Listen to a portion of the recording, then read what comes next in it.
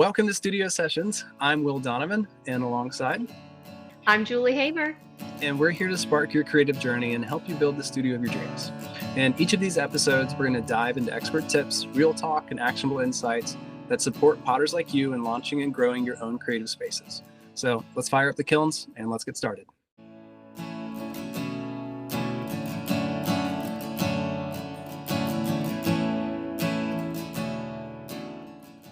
Hello, everyone. My name is Julie. Welcome to Studio Sessions, a pottery podcast by myself and Will Donovan. Hey, Will, how are you doing today? I'm doing really well. It's good to be here with you, Julie. I'm excited for today's talk. I'm excited too. It's good to see you. You've been busy. Trying to be. You've been so busy. I mean, that's the goal, right? If not busy, Yeah, then we're just kind of stagnant. but a fun kind of busy because I'm so jealous. You were at NCECA. I did get to go. Yeah, you got to go to NCECA this year. I've only been once, but I would love to start off today's conversation and podcast by you kind of telling us about your experiences at NCECA, what it is, what you got to do, just all the details for everyone out there who may not have heard about NCECA or what it is. And yeah, I just love to hear how your time was. Sure. Thanks for opening up and making some space for that.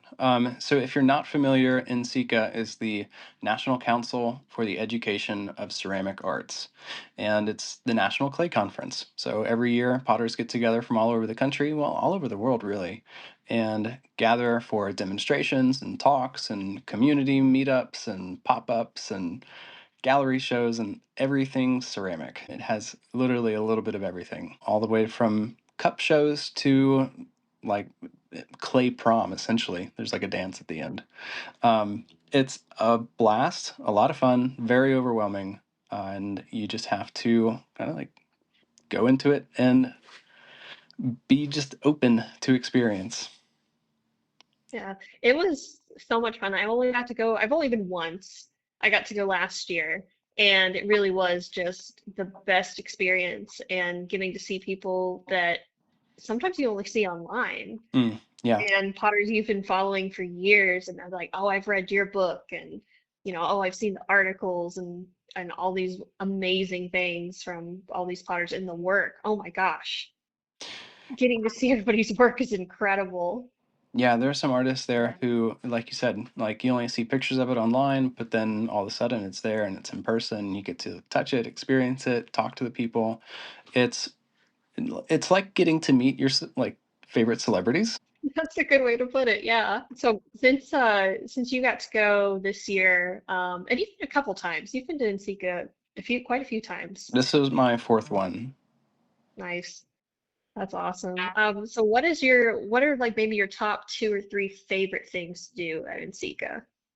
Well, I've been to, like I said, four different NCECAs, and I think the reasons why I went for each four times have been a little different each time. This year, I went primarily in a Clay King capacity, but also in a Matham House Donovan Pottery capacity. So my goals for this year was really to find and maintain connections for Clay King, whether that's look out for new products, look out for things that might help potters that we can carry in stock.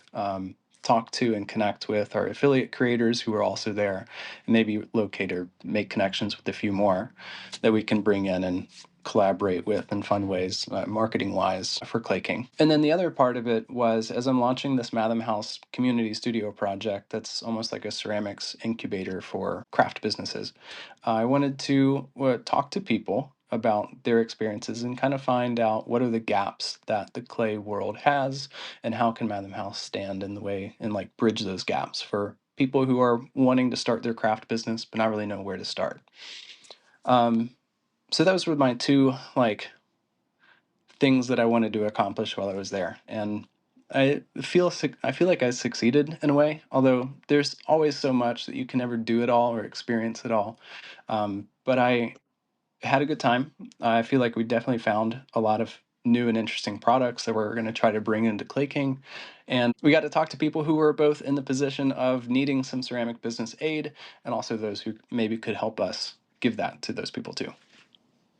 Yeah, that's awesome. Yeah. And too, like when I said you have a lot going on, you do have not only going to NCECA for Clay King for yourself, but then also again, get starting this awesome pottery venture and having an on-site brick and mortar studio for Matham House is going to be awesome. So, Thanks. And that's a whole conversation all of its own. We can dig oh, into that absolutely. another maybe another episode.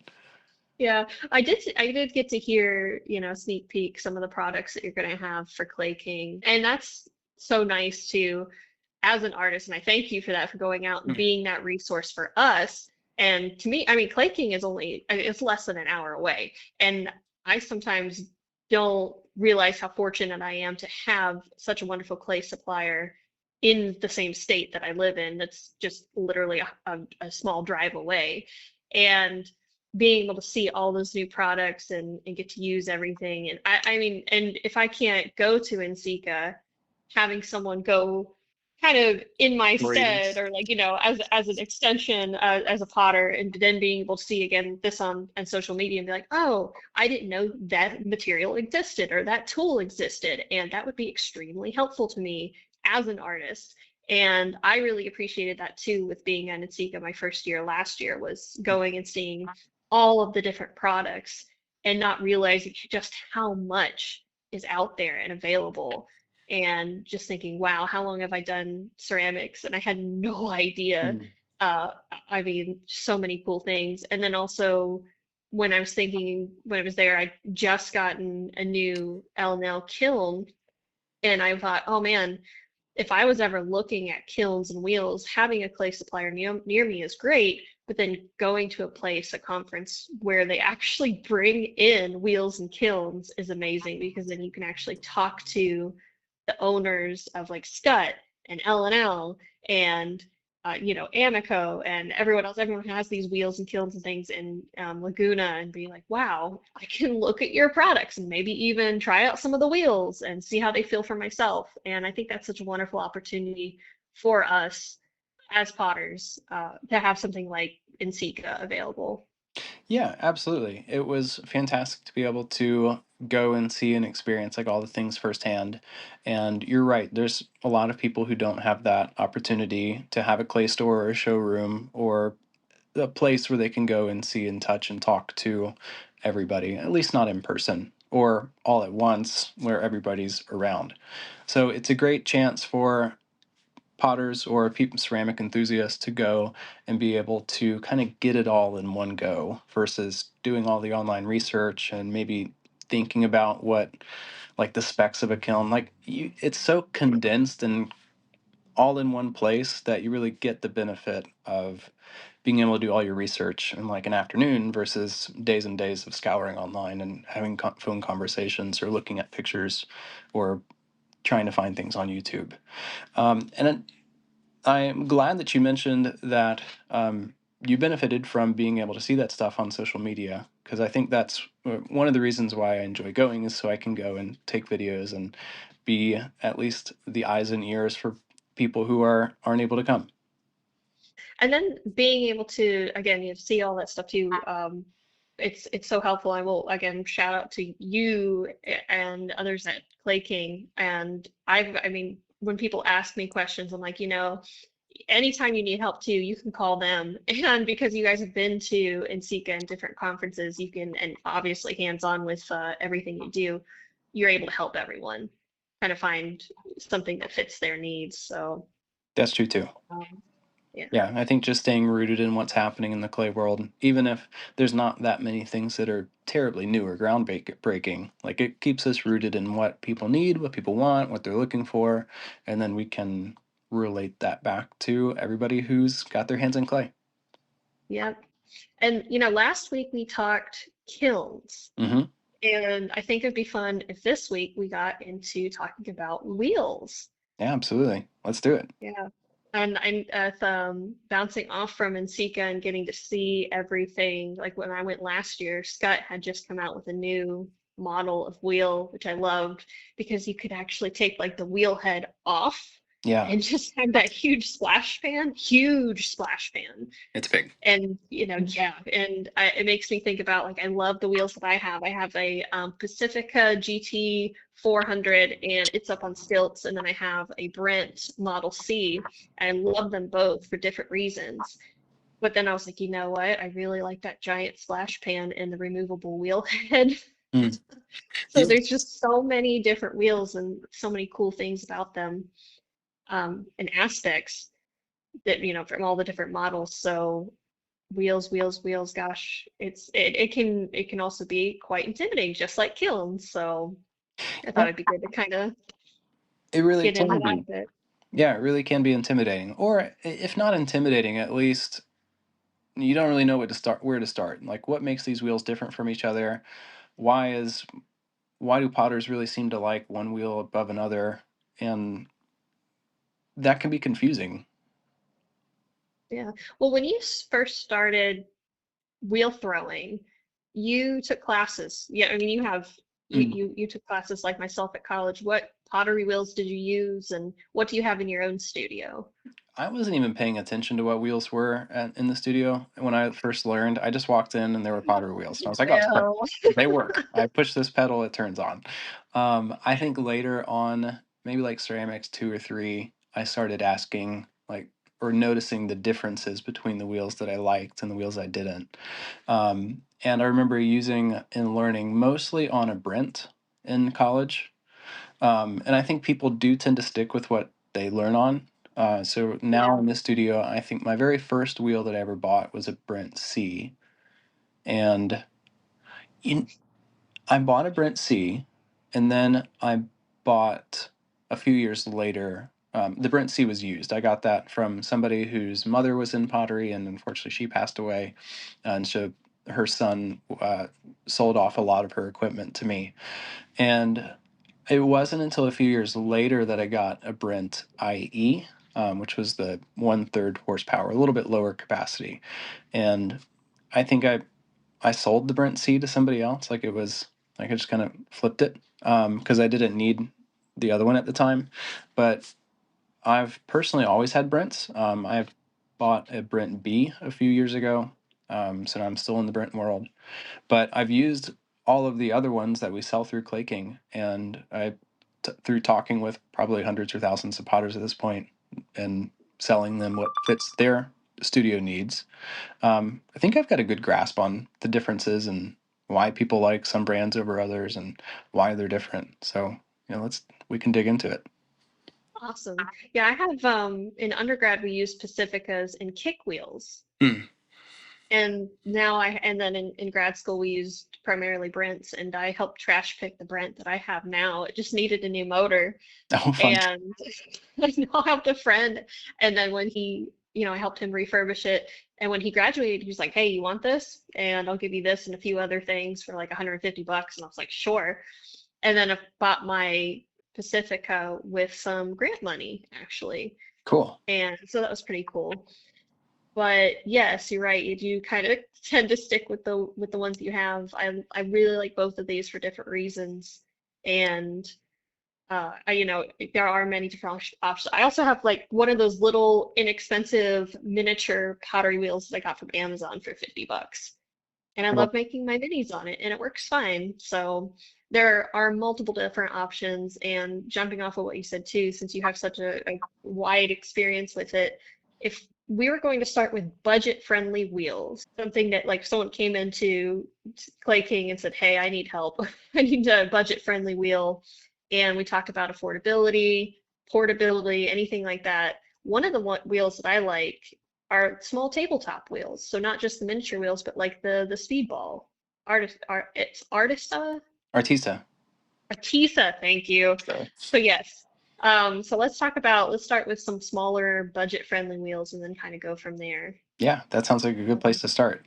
Um, yeah, if somebody's just getting into clay for the first time and they're on a budget and they don't have a ton of space and maybe they're just dipping their toes in, tabletop wheels are a great place to start. There's two that I'm familiar with most, and are typically some of the most popular ones. That's you've already mentioned it, the Speedball Artista, and the Shimpo Aspire.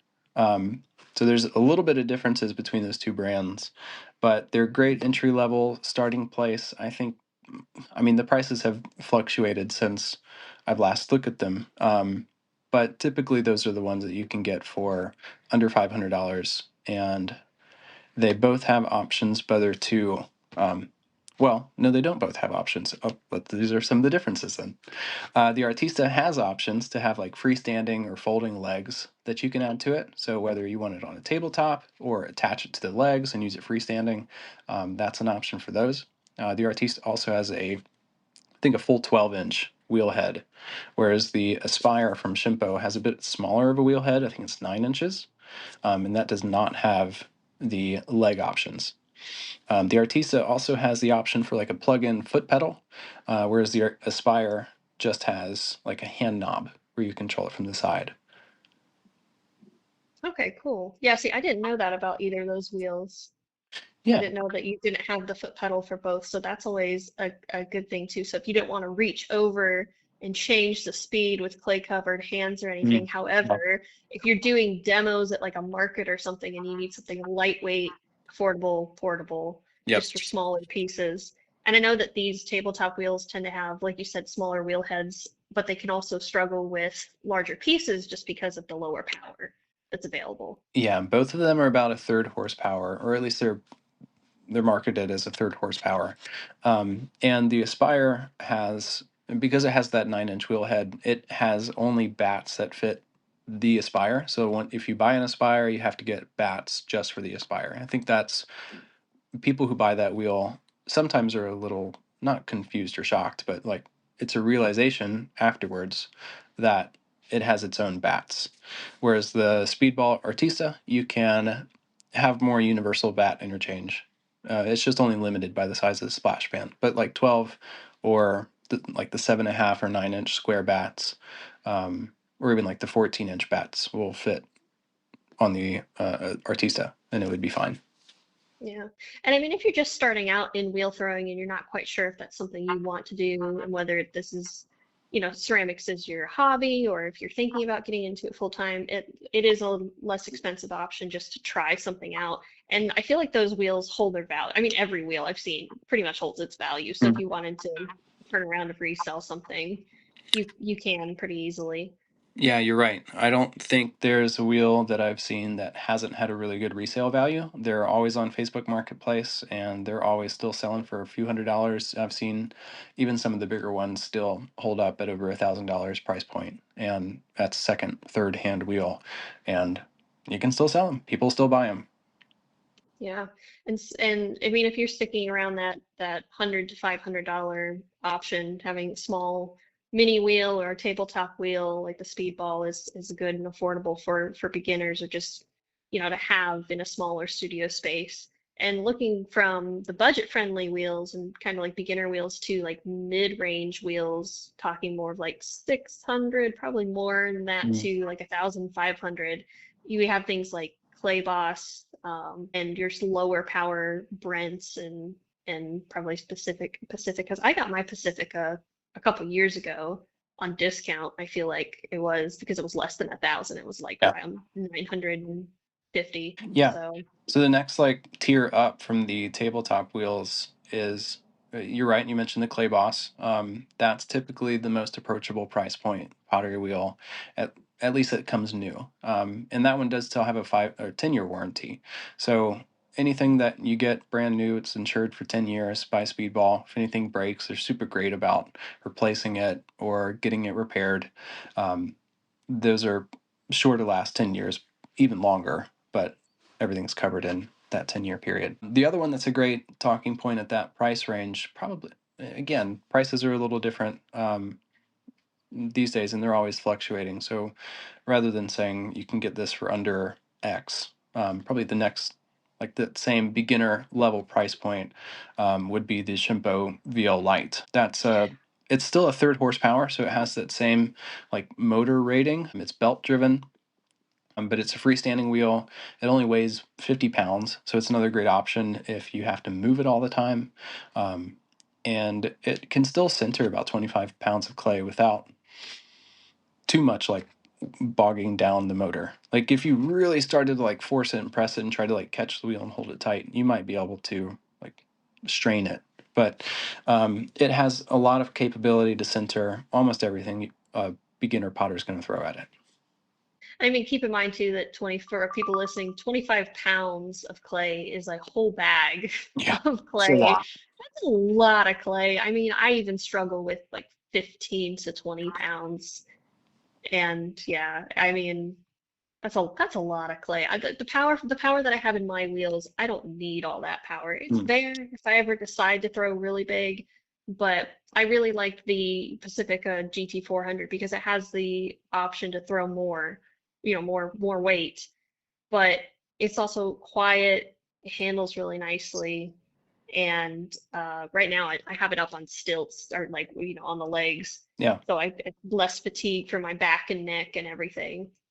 yeah, Um, absolutely. but with those mid-range and then it going to like more expensive wheels, they are, of course, more expensive, but there's more power, better for regular use, that smooth operation. Like you said, it's not going to bog down with more weight, Mhm. but they are heavier too. They do The good. wheels themselves, moving things around. But I mean, how often are you really going to move around your wheel?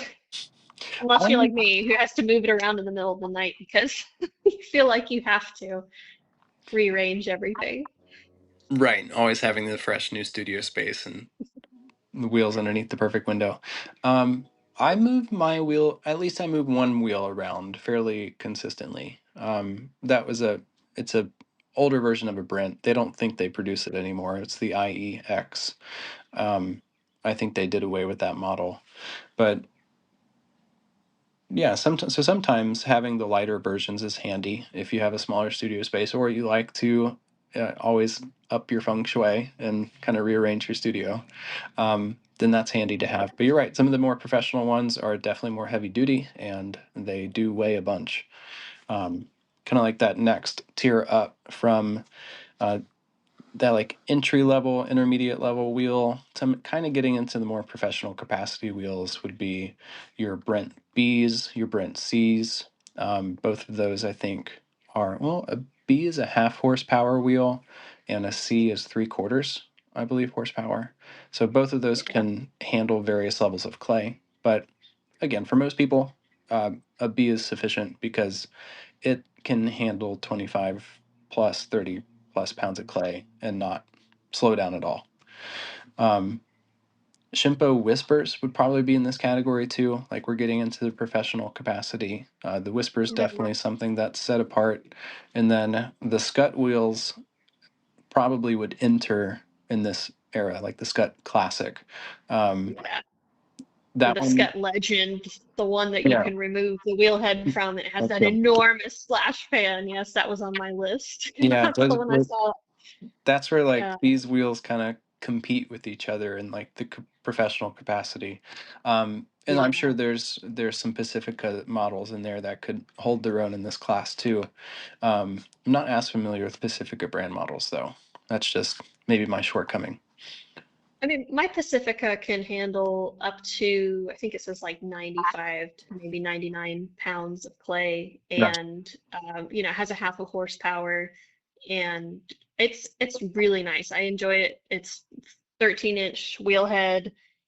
It's quiet, has a nice spacious tabletop. I think that's oh, what I really like about it. It has much wider, like deeper, not so much well, it does a little bit, yeah, wider and deeper tabletop to it. So I could put more things on it yeah, as and compared to my Brent. My Brent doesn't have as much stuff, like mm, space on the top of it. But what it lacks in space, it makes up for in wheel throwing capacity. If I wanted to throw over 100 pounds, I can on the Brent model that I have. yeah, But that's cool about the Pacifica. I didn't know they had wider tabletops. That can be really handy. yeah, I like being able to have the space. Yeah, So yeah, my Brent C that I have is a 3/4 a horsepower, so it can throw 200 to almost 300 pounds, that's crazy. right at 300 pounds. But I would never, I would never. But I mean, I say never, but who knows? But yes, going back to having those high-end powerful motors, and I use my Brent because it is a workhorse. I mean, if so many people have said that, it is a workhorse. Yes, it costs more, and yes, it's heavy to move around, but it is built for production.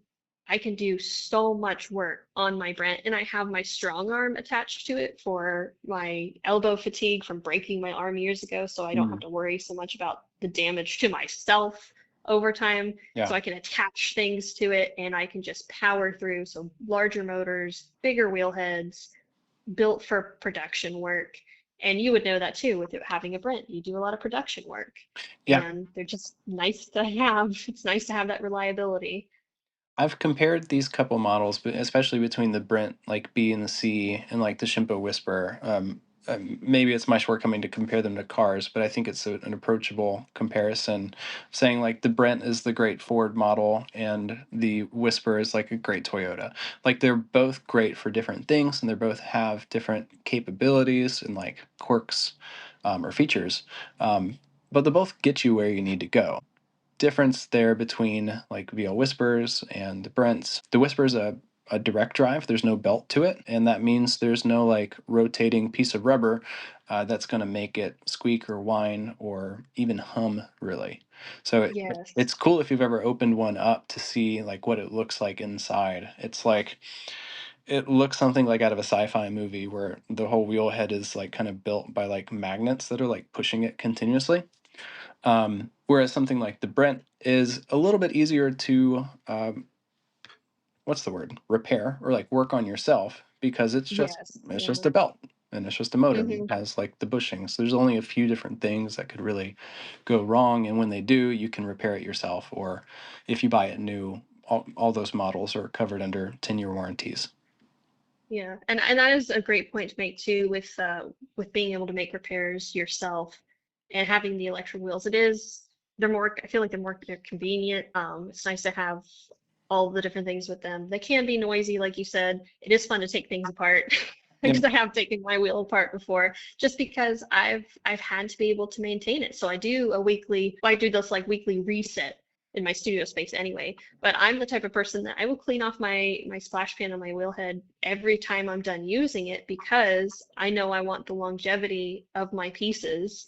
I don't want to have to do repairs. So I keep all the moving parts free of excess clay. I empty out the splash pan. I wipe everything down. And then monthly, I lubricate the pedal mechanism. I check the belt. I check the motor. I go through and make sure everything's nice and clean. If I hear any little squeaks, I'm like, that's not okay. I need to fix that. I get my WD-40 and I go in and clean things. And especially since that motor was replaced, I was like, I don't want to have to replace that. So Oh no, you're yeah. starting to make me feel a little guilty for how I treat my wheels now. Oh no. No, that's okay. That's just something I feel like after having worked in a studio space at a college where I was in charge of so many things and so many people using the equipment, if you're teaching a class and something squeaky or something like all of a sudden stops working, you need to be able to make quick repairs. But at the same time, I'm like, okay, if I can check these things once a week or even every other week and have a checklist to do this and take care of it and maintain it, I'll be good. I'll hopefully I'll be able to avoid any issues, long-term issues Yeah, or absolutely. repairs. Yeah. I won't have to look up the model number and call the company and be like, hey, What's going on? what's going on? So just doing some general maintenance, and that is nice about having a a wheel like the Brent, like in my Pacifica.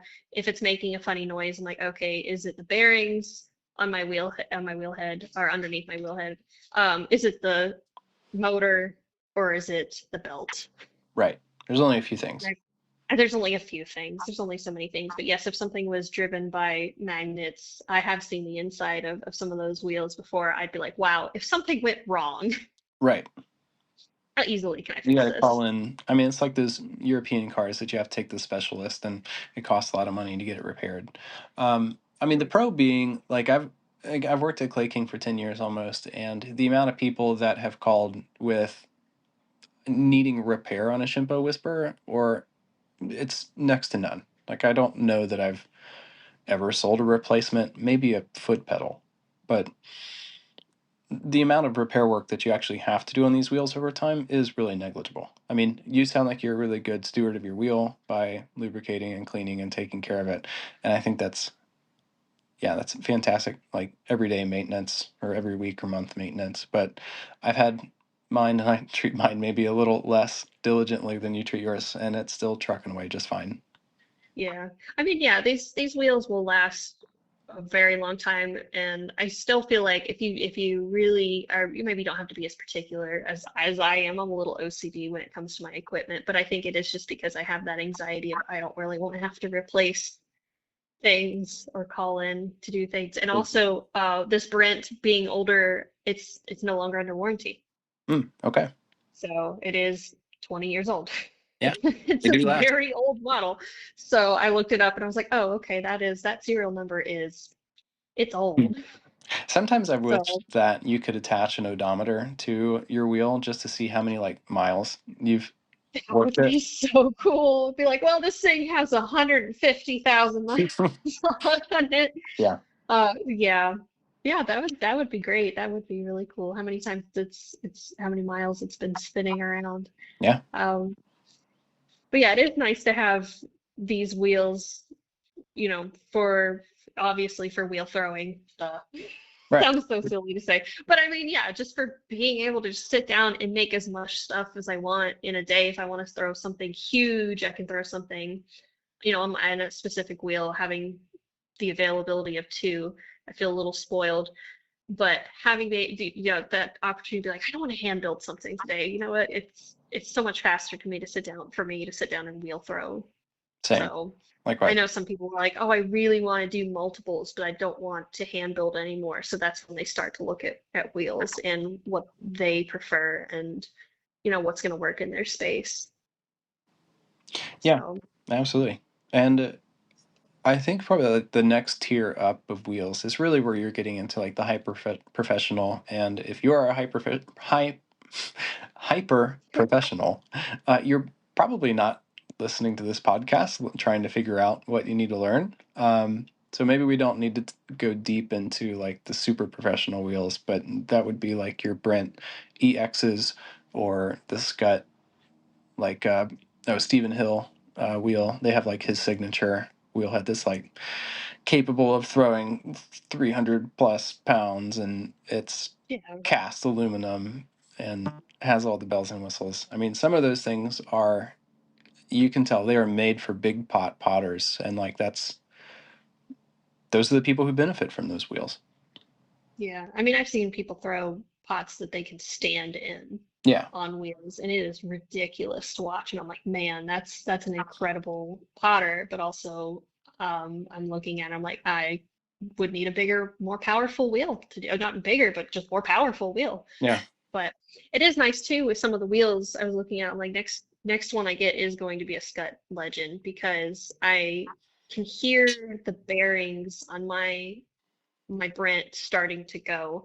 And I can't just take off the wheel head and replace the bearings like I yeah, could on that Scut Legend or some of the other types of wheels. If you're going to replace the bearings on this Brent specifically, you have to replace the whole wheel head and everything attached. yeah. So it's going to be like $400 for me to do that. Right. And at that So point, that's something too. Yeah. well, some things that if you didn't end up getting the Sky Legend, I'd recommend also including the SSX drive. So that's another like key difference that Scott has that the other wheels don't. That's just a little motor component that helps it maintain like really steady and nice control at really slow speeds. So like you can just barely like tap the foot pedal, and it has really smooth power, really smooth slow rotation, but also with a lot of torque behind it. So you can get like very detailed, slow moving control with that SSX drive on the Scut wheels. Nice. That is good to know too. Thank you.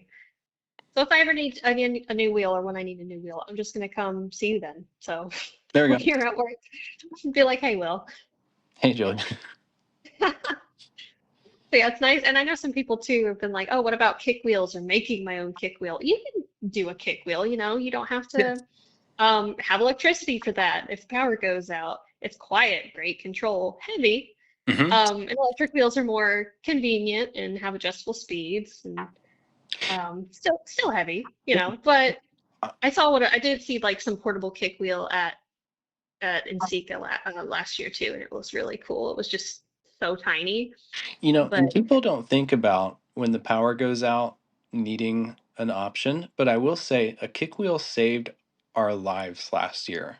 We were running an Empty Bowls charity event. You came to it, and yeah, that's right. You had no power where you were. I had a we had generator in my house, so I was right. We fine were fine. to keep throwing on my wheel. So But we had a whole like makers and bowl making day scheduled with the local university, and we were going to have like 40, 50 people come out and make bowls all day long. And the hurricane came through, knocked out the power, and all of that stopped. Like all that was canceled. It was unsafe. Power was out. But that lonely kick wheel, the students at Furman University, really big shout out to Kevin Cow and those students. They got on and they used that kick wheel and they made us bowls. And if it had not been for them, that event would probably not have happened.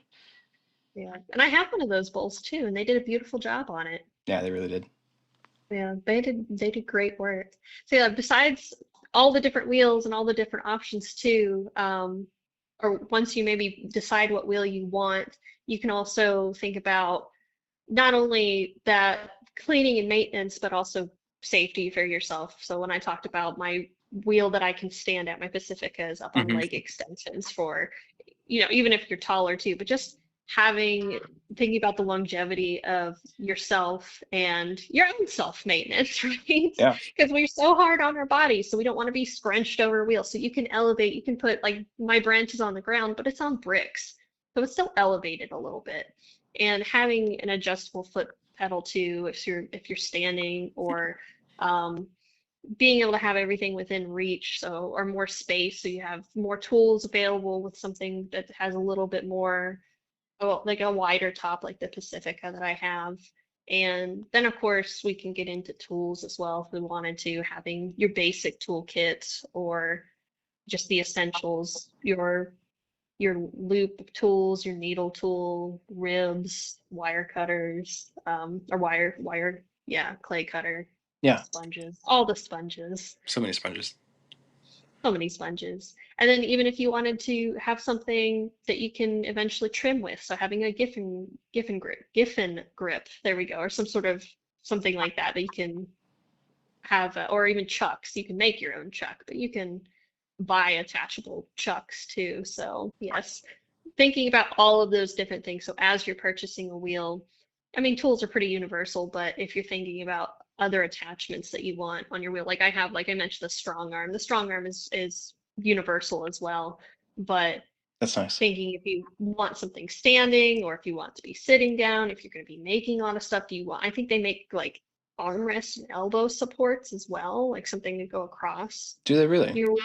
I've seen people, yeah, I've seen people with those. And even if you wanted to have extra storage, if you want to 3D print something, I might 3D print some stuff for myself Ooh. just for some side You should on the look at side. Stoic Tools. Brent from Clay King started his own tool company, and he makes, I don't know if you've seen them.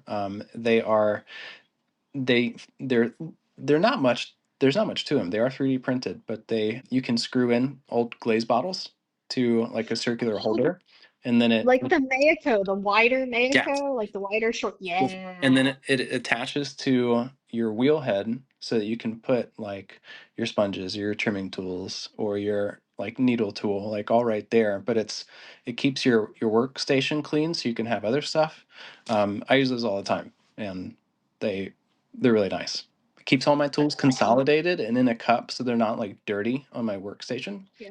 It's nice to have it in a cup too, and Yeah, that's a wonderful way to reuse, renew, recycle. So you're not just. I usually keep all of my containers yeah, just for either if I'm like, oh, okay, I have all this excess glaze that I'm not going to dump down the sink. So I just have old glaze that I've written down. It's like scrap glaze or whatever, and then I can properly dispose of it. And or I can just keep the empty containers and use them for my own glaze mixing. there you go. So, but also not just, our tool holders and everything too, but then like I'm standing at my wheel, so I have a fatigue mat. But then for my smaller, my or not smaller wheel, but my wheel that's on the ground, my Brent, I have a adjustable chair, of course.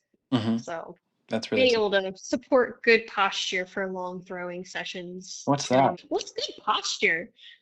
I look I wouldn't, shrimp. I should know. I go to the chiropractor, so I should yeah, go more often. I do go every 3 weeks now, Nice. just because these old bones. I'm kidding. Well, I mean, it's important, especially. I mean, we're both in our 30s. I don't know exactly how Yeah. old you are. I You will could be see after time. 34 next month. Oh, nice. Yeah, well, But I mean, like we're both 33.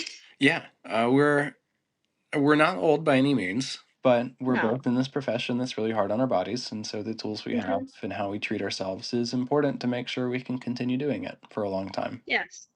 And, that goes back to choosing a wheel that will fit you not only for the purpose that you have now, but also for later on in your career. How easy is it going to be for you to move it around? And are you going to be able to put it up on a surface so you can stand and have that option? Yeah, Can you easily move it around alone so you're not hurting yourself? these are good So, things to consider. If hmm. if people have any more questions that we haven't covered in today's episode, where can they go? Well, let's see. We have a new email for Ba-ba-da-ba. our pottery podcast. It's studio sessions clay at gmail.com. So that's all one word, studio sessions clay at gmail.com. So you can always email us there, ask us some questions, or if you have some ideas or things that you want to hear about on the podcast, we would be more than happy to take your feedback and hear what you have to say.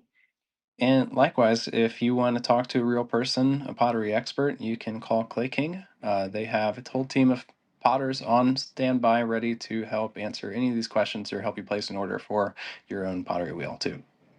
Yeah. Well, cool. Well, thank you, Will. I really appreciated chatting with you today and hearing about your adventures at NCECA. I can't wait to see what else Clay King has in store for us And and just what you're going to be bringing in, some new goodies yeah, we've for us shared a to little buy. bit. We've shared a little bit on social media so far, but there's still more to come. I'm so excited. Well, I look forward to it, and I hope everyone else does too. And if you want to follow us on Instagram, Will, where can we find you? I'm at Donovan Pottery. And I am Busy Daydreams Pottery on Instagram. All right. Well, thank you guys so much. And thank you for listening to today's episode. And we hope you've enjoyed it. And we hope to see you back for our next episode. I have no idea what we're going to do next, but I know it's going to be fun. I think we're gonna do some like personal story sharing, right? Oh, yes, that's right. Oh gosh, that'll be so much fun. You I'm guys get to hear about where we got started with our pottery adventures and, how to find some community around you. So, I'm looking forward to it. me too. Well, thank you, Will. I appreciate it. All right, Julie. We'll see you later. See ya. Bye, everyone. Bye.